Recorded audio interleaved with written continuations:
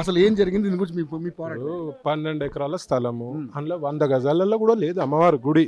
ఇలా 70-80 ఏళ్ళ నుంచి ఇక్కడ లోకల్స్ పూజించుకుంటున్నారు. ఇలా సిగ్గుశరం లేకుండా మధ్యరాత్రి వచ్చి గవర్నమెంట్ స్థలం అని చెప్పి ఇలా సకలం చెరువులు ఎందుకు శాతం అవుతలేదు మీకు? ఇలా 30 చెరువు మొత్తం కబ్జా చేసారు.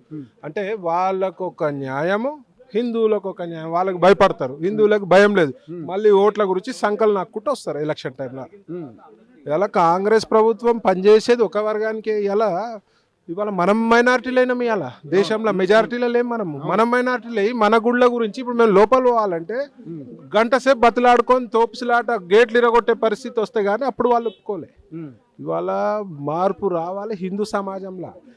ఇట్లనే మనము ఐకమత్యంతో లేకుండా ఇట్లాంటి గవర్నమెంట్లని సమర్థించుకుంటా పోతే రేపు మొత్తం మన ఇళ్లపై దాడులు చేస్తారు, మన ఆస్తులు గుంజుకుంటారు. ఇంకా వీళ్ళ దాడులకి ఇక అధ్వానం అయిపోతుంది మన హిందువుల పరిస్థితి.